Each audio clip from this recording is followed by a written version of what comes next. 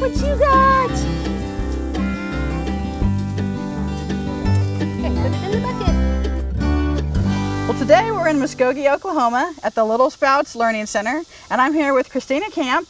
She's been doing a daycare for about 20 years, and she's incorporated gardening into the daycare curricula for about the last 4. So today we're going to explore her garden and see why she does it with her kids.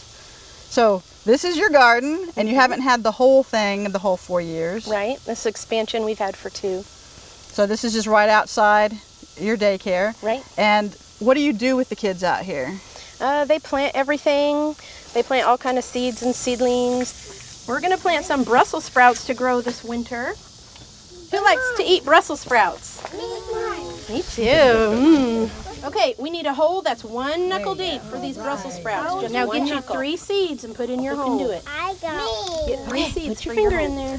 Make a hole. And once you have your seeds in there, then put a little bit of dirt over the top of them. Right. Just one knuckle, just a little bit. Like 1 knuckle. Can you do it? You got yours smushed? Good. It's pretty. They're pretty wet because they got rain last night, but let's put a little water on them. Good job. Pass it. They pick a few weeds. They're not, too super into that, but we do just everything, teaching them about different life that's out here, like butterflies and caterpillars. And What's that?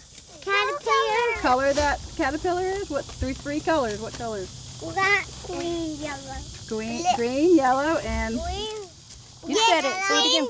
Yellow and green. Green, yellow, and black. Anything you can think of. The garden can teach everything. And so what age are the kids that you work with?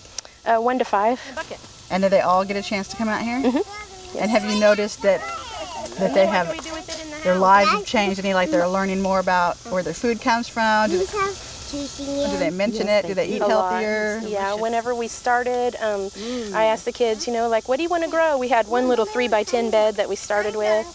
And they were like, pizza, hamburgers. And so, they have no idea. Kids don't see any part of the food process. They don't know that meat is animals or anything. So, they've gone from that to getting their families to shop at the farmer's market, growing food at their own house, knowing everything about this and how to do this. Well, that's really, and you don't just stop at the plants. I notice you also, it's a wildlife certified habitat.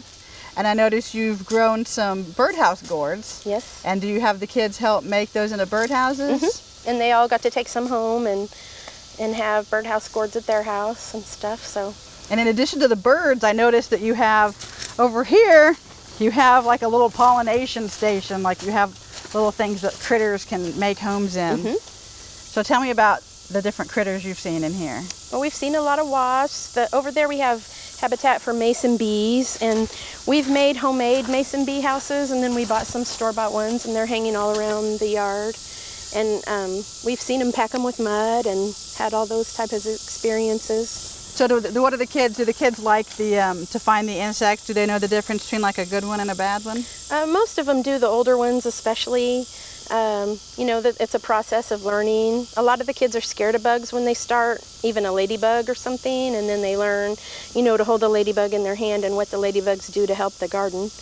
And so they have a lot of change from the time they start until the time they leave. Some of my kids were older when we started, and so now they're teenagers, and they're out telling people how to grow chemical-free food and stuff. So, and they know all the bugs and what's good and what's not good. So about how many times a day or how much time in a week do the kids actually get to spend out here with the garden? We spend about 30 minutes a day out here when it's hot like this. It gets shorter as it gets hotter. In the springtime, we spend all of our outside time out here. In the fall, we do too, but weather directs a lot of that because you have to keep them healthy too. So do they... they get to eat some of this, and do they help you cook it? I let them make different recipes. We have a blog, and I share a lot of the recipes that the kids make on there. But we do all kind of stuff, which we did a lot of cooking with the kids before we started the garden. But then I got really concerned once I was learning a lot about our food supply.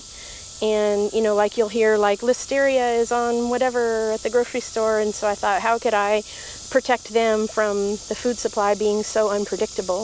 And so we started learning how to garden. It was right at the time when I wanted to really do that I got invited to the gardening class on Gardening with Your Daycare. And So who put on that class? it was Cherokee Nation and Smart Start, and then that was in Tahlequah. And then the garden mentor that we had, Doug Walton, did one here with the health department and Smart Start. And so he's just been helping me and teaching me ever since. So he's helped get a lot of this going too. So I noticed you got raised beds because you've got clay soil, Yes. just like the rest of the state seems to have.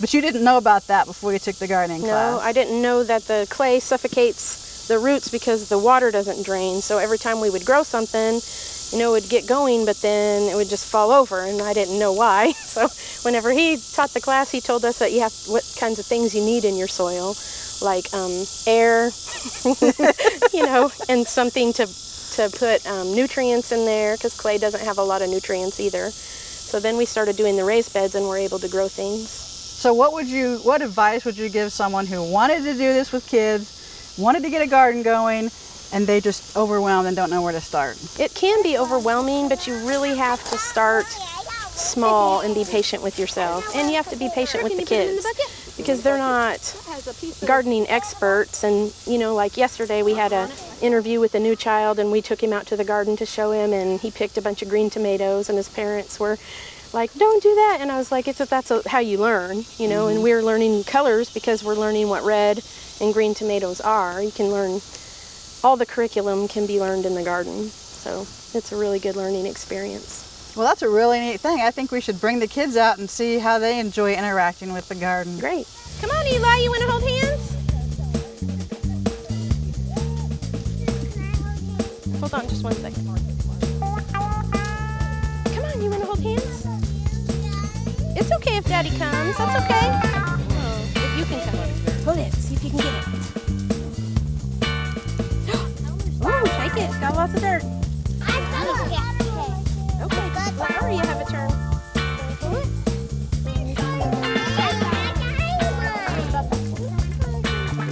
Find you a bigger one. Now what will we do? What else do they need to grow? Yep.